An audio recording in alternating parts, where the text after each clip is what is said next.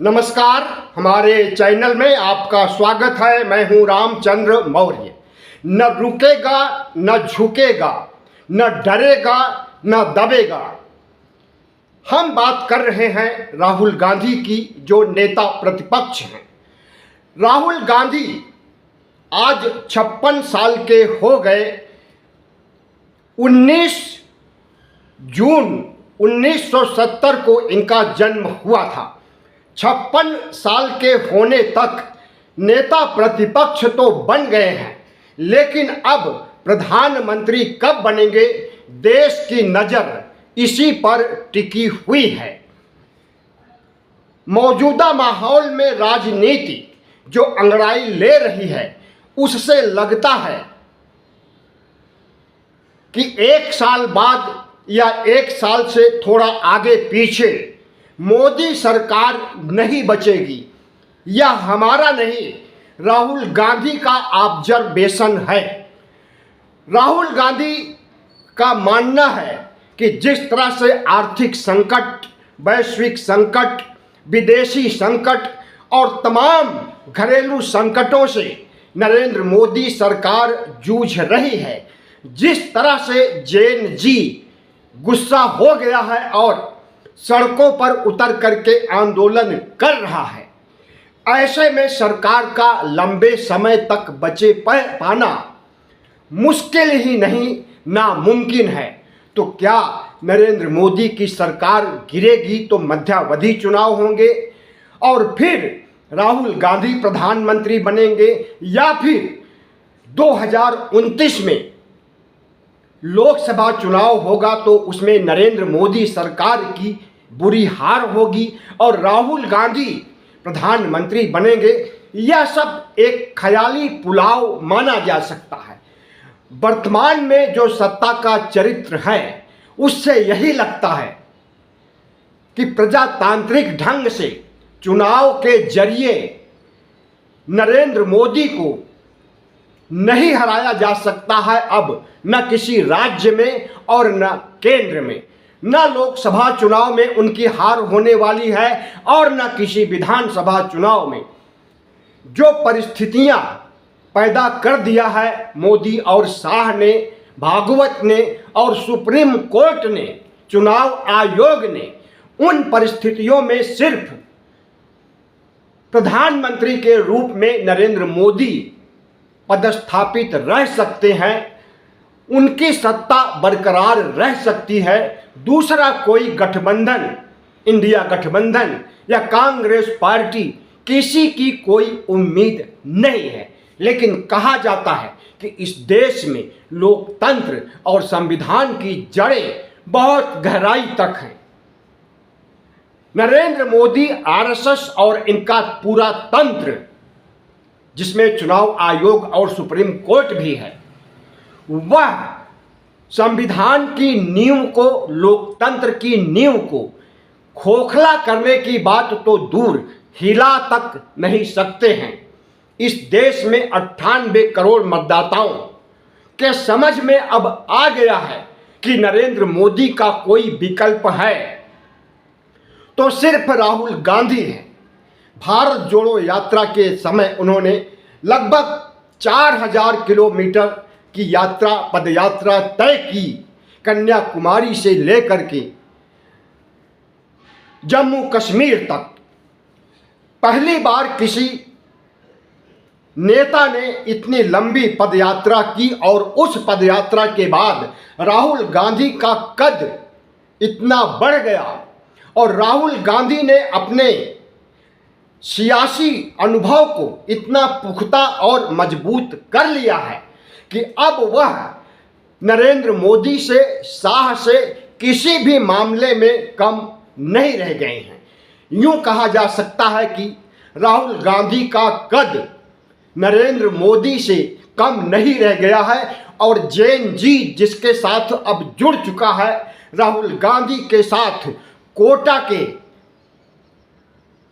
Rally में आपने देखा कि किस तरह से जेन जी राहुल गांधी का मुरीद हो गया है और अब कोटा के बाद इलाहाबाद और दूसरे शहरों में जेन जी की रैलियां होने जा रही हैं।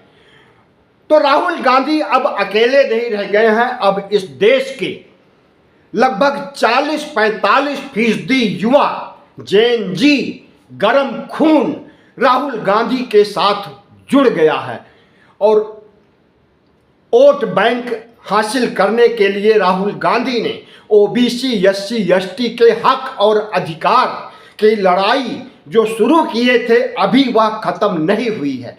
ओबीसी को उसका हक दिलाने के लिए, उसकी जनगणना कराने के लिए और उसे गरीबी रेखा से ऊपर लाने के लिए राहुल गांधी का प्रयास हमेशा हमेशा याद किया जाएगा। और राहुल गांधी ही एक ऐसे शख्स हैं जो नरेंद्र मोदी को झुका दिए ओबीसी जनगणना के मामले में। सिर्फ ओबीसी जनगणना ही नहीं, राहुल गांधी ने जिस तरह से संसद में प्रधानमंत्री नरेंद्र मोदी, इनकी सरकार और भारतीय जनता पार्टी को घेरने का काम करते हैं, उससे न सिर्फ भारतीय जनता पार्टी बल्कि नरेंद्र मोदी भी डर जाते हैं और संसद आना बंद कर देते हैं। ऐसा हो चुका है।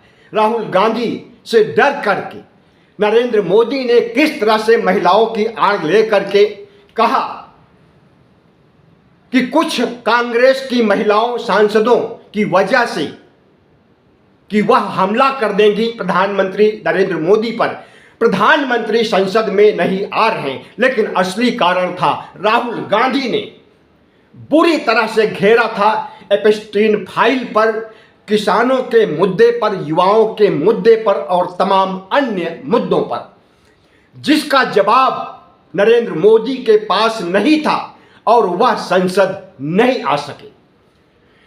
अगर देखा जाए तो राहुल गांधी ने जिस तरह से इंडिया गठबंधन को तैयार किया 2024 में नरेंद्र मोदी की 303 सांसदों वाली सरकार को 240 पर ला करके पटक दिया। और अगर उस समय चुनाव आयोग 79 सीटों पर धांधली नहीं किया होता तो इंडिया गठबंधन की सरकार बन जाती। लेकिन उन 79 सीटों का क्या हुआ? क्या उस पर प्रूफ होने के बावजूद मुकदमा चल सका? सुप्रीम कोर्ट ने संज्ञान लिया? जी नहीं। राहुल गांधी ने 2 प्रेस कॉन्फ्रेंस किया था जिसका नाम एटम बम और हाइड्रोजन बम रखा था। और उन एटम बम हाइड्रोजन बम में जिस तरह से वोट चोरी को पकड़ करके जनता के सामने रखा था, क्या चुनाव आयोग ने कोई जवाब दिया? नहीं दिया। क्या सुप्रीम कोर्ट ने स्वतः संज्ञान लेकर चुनाव आयोग से पूछताछ किया या चुनाव को रद्द किया? नहीं किया, क्योंकि सुप्रीम कोर्ट भी अब मैनेज हो चुका है। बंगाल चुनाव के दौरान आपने देखा कि 27 लाख वोटरों का सवाल था और उनकी PIL सुप्रीम कोर्ट के पास थी। तो सुप्रीम कोर्ट ने क्या कहा कि इस बार नहीं तो अगली बार चुनाव होगा तो आप वोट दे दीजिएगा, इस बार वोट मत दीजिए। क्या सुप्रीम कोर्ट का यही दायित्व है? सुप्रीम कोर्ट संविधान की रक्षा करने, लोकतंत्र की रक्षा करने के लिए जिम्मेदारी सौंपी गई है। क्या वह अपनी जिम्मेदारी निभा रहा है? तो जाहिर है कि नरेंद्र मोदी ने पूरी व्यवस्था में भंग डाल दी है और सब मतवाले हो गए हैं नरेंद्र मोदी के पक्ष में।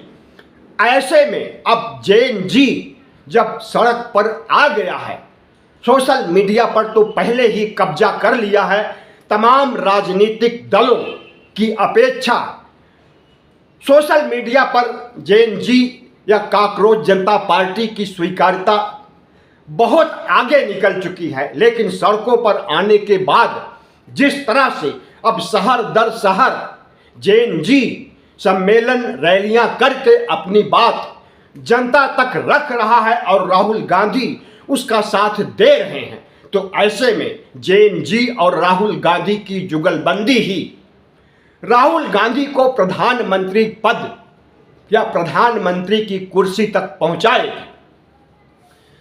विपक्ष के नेताओं में राहुल गांधी आज रीढ़ की हड्डी वाले नेता हैं। बाकी बड़े कद्दावर नेता सब धराशायी हो चुके हैं। वह चाहे ममता बनर्जी हो, वह चाहे अरविंद केजरीवाल हो, वह चाहे लालू यादव और उनके बेटे तेजस्वी यादव हो। तमाम बड़े क्षत्रपों को नरेंद्र मोदी ने छल बल साम दाम दंड भेद चुनाव आयोग की वोट चोरी से सबको परास्त कर दिया है। लेकिन राहुल गांधी को परास्त करते तो हैं राज्यों में, लेकिन फिर भी कोई ना कोई रास्ता निकाल लेते हैं राहुल गांधी। और आज भी कांग्रेस के पास अगर 4 राज्यों में सरकारें हैं और 4 राज्यों का समर्थन दे करके सरकार चला रहे हैं, उसमें भी राहुल गांधी की भागीदारी है, तो 8 से 10 सरकारों को, 8 से 10 राज्यों को राहुल गांधी अकेले मैनेज कर रहे हैं। तो राहुल गांधी प्रतिपक्ष के नेताओं में सबसे बड़े और कद्दावर नेता हैं, जो प्रधानमंत्री नरेंद्र मोदी का विकल्प बन सकते हैं। और अब इसके लिए जो मशक्कत करनी चाहिए, उस मशक्कत को राहुल गांधी अच्छी तरह से निभा रहे हैं।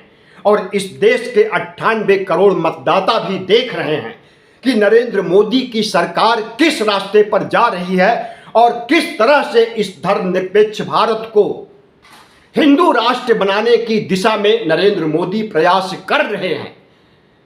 आरएसएस के चाबुक लगाने के बाद नरेंद्र मोदी की आंखें खुली और आरएसएस के सपनों का भारत बनाने की कवायद 2025 से शुरू कर दी गई है। वैसे तो 2019 से ही भारत को हिंदू राष्ट्र बनाने की कवायद शुरू कर दी गई थी। उस समय जब CAA NRC लाया गया, मुसलमानों को इस देश से खदेड़ कर इनकी जगह दूसरे देशों के, मुस्लिम देशों के हिंदुओं को बुलाने का इनका प्रोग्राम था।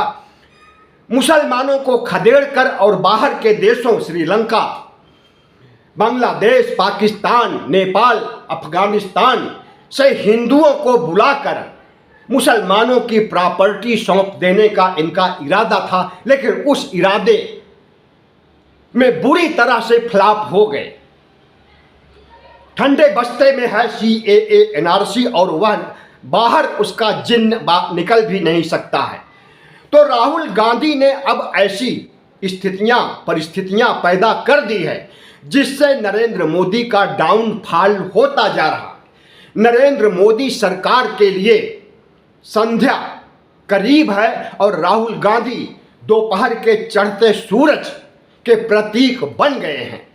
जिस तरह से राहुल गांधी ने नरेंद्र मोदी सरकार को, नरेंद्र मोदी को ललकारा है और हर मुद्दों पर घेरने के लिए राहुल गांधी ने कमर कस लिया है, उससे यही लगता है कि वाकई राहुल गांधी न झुकेगा, न रुकेगा, न डरेगा, बल्कि PM बनेगा। 56 साल के हो गए हैं, 57 या 58 साल की उम्र में राहुल गांधी प्रधानमंत्री होंगे। इस देश के 98 करोड़ मतदाताओं की राय शुमारी की जाए तो उनकी ओर से भी यही आहट आ रही है। सोशल मीडिया पर अगर आप देखिए तो भारतीय जनता पार्टी की पोस्ट, उनके वीडियो को लोग लाइक नहीं कर रहे हैं, भद्दी भद्दी गालियां दे रहे हैं और राहुल गांधी के कसीदे पढ़े जा रहे हैं। सोशल मीडिया पर अब राहुल गांधी की वैसी ही स्थिति हो गई है जैसे 2014 में नरेंद्र मोदी और भारतीय जनता पार्टी की थी। तो अब देखिए निकट भविष्य में क्या होता है, लेकिन अभी के देखते हुए यही कहा जा सकता है कि राहुल गांधी इंडिया गठबंधन को लेकर जो लड़ाई लड़ रहे हैं, धर्मनिरपेक्ष भारत को यथावत बनाए रखने, संविधान को यथावत बनाए रखने और लोकतंत्र को मजबूत करने के लिए अगर राहुल गांधी संविधान की किताब लेकर जनता के बीच जा रहे हैं, जनता के दुख दर्द को महसूस कर रहे हैं और उस दुख दर्द से निजात दिलाने की बात कह रहे हैं, तो लोग उन पर विश्वास भी कर रहे हैं और यह विश्वास दिनों दिन बढ़ता जा रहा है। तो राहुल गांधी को जन्मदिन की बहुत बहुत बधाई और शुभकामनाएं, नेता प्रतिपक्ष होने की शुभकामनाएं और प्रधानमंत्री बनने की अग्रिम शुभकामनाएं व्यक्त करता हूं। वीडियो अच्छा लगा हो तो चैनल को सब्सक्राइब कीजिएगा, लाइक कीजिएगा और शेयर कीजिएगा।